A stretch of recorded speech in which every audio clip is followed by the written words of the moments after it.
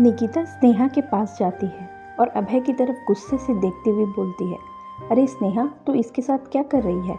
अभय निकिता को छेड़ता हुआ बोलता है, अरे साली साहिबा, क्या हालचाल? निकिता, साली साहिबा, माय फुट, गुंडे कहीं के।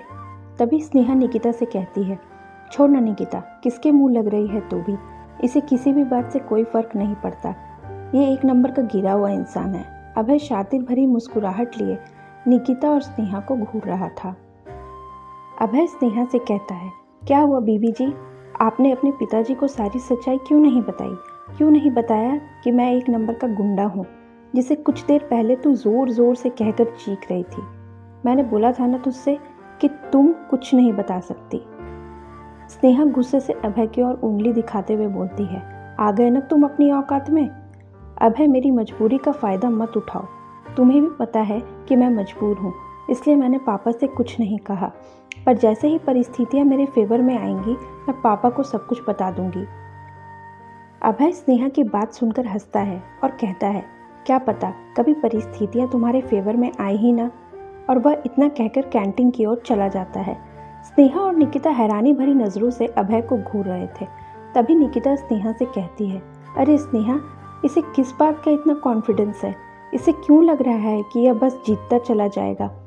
स्नेहा, पता नहीं निकिता, इन लोगों के दिमाग में क्या खिचड़ी पक रही है और कौन है यह लोग। मुझे तो कभी कभी लगता है कि कहीं यह कोई रैकेट तो नहीं है जो बड़े घर की बेटियों को फंसाकर शादी करते हैं और फिर उनकी सारी प्रॉपर्टी हड़प कर भाग जाते हैं।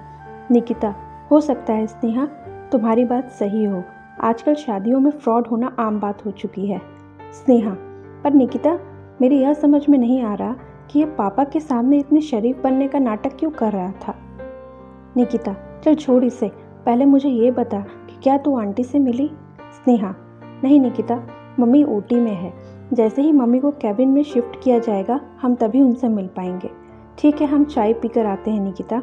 निकिता और स्नेहा चाय पीकर ओटी के पास आते हैं। अभय स्नेहा के पिता के लिए चाय लेकर आता है। सभी ओटी के बाहर खड़े ही थे कि तभी उनके ऑफिस का एक मैनेजर अमित सिंघानिया हॉस्पिटल पहुंचता है और स्नेहा के पिता से कहता है, अचानक से यह सब कैसे हो गया सर? मैडम को हार्ट अटैक कैसे आया? स्नेहा के पिता, सिंघानिया साहब, ऑफिस में क्या गड़बड़ी चल रही है? क्या आप मुझे बताएंगे, जिसको लेकर सुनंदा इतनी टेंशन में थी? अमित, सर मैं आपको सब बताता हूँ। एक्चुअली मैडम ने मुझे कुछ भी बताने से मना किया था, इसलिए मैं किसी से कुछ भी नहीं कह रहा था। दरअसल कुछ दिनों से हमारी कंपनी बहुत लॉस में चल रही है, जिस वजह से मैडम बहुत परेशान थी और शायद इसी वजह से मैडम बहुत टेंशन में थी। स्नेहा के पिता, सिंघानिया साहब, आपको तो पता है ना कि सुनंदा सब कुछ अकेली ही संभालती है। आपको कम से कम मुझे सब कुछ बताना चाहिए था। अमित, सर मैं आपको बताता, पर क्या करूं, मैडम ने मुझे किसी को भी कुछ भी बताने से मना किया था। स्नेहा के पिता, अब होने को कौन टाल सकता है? जो होना था वह तो हो गया। बस भगवान से यही प्रार्थना है कि सुनंदा जल्दी से जल्दी ठीक हो जाए। अमित, जी सर। तभी स्नेहा की नज़र अचानक से अभय पर पड़ती है, जो कि अपनी शातिर निगाहों से मैनेजर को घूर रहा था।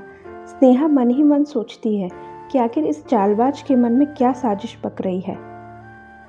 स्नेहा के पिता अशोक रॉय अरबों की company Roy and Roy private limited के मालिक हैं। करीब 10 वर्षों पहले जब अशोक को पैरालिसिस का अटैक आया था, तब से इस कंपनी को स्नेहा की मां सुनंदा देवी ने अकेले ही संभाला है। सुनंदा देवी की बिजनेस वुमन के रूप में लोगों के सामने एक अलग ही पहचान बन चुकी है। आगे अभय क्या नई चाल चलेगा, यह जानने के लिए जुड़े रहिए इस कहानी के अगले भाग के साथ, जो कि आएगी अगले सोमवार दोपहर 4 बजे। धन्यवाद।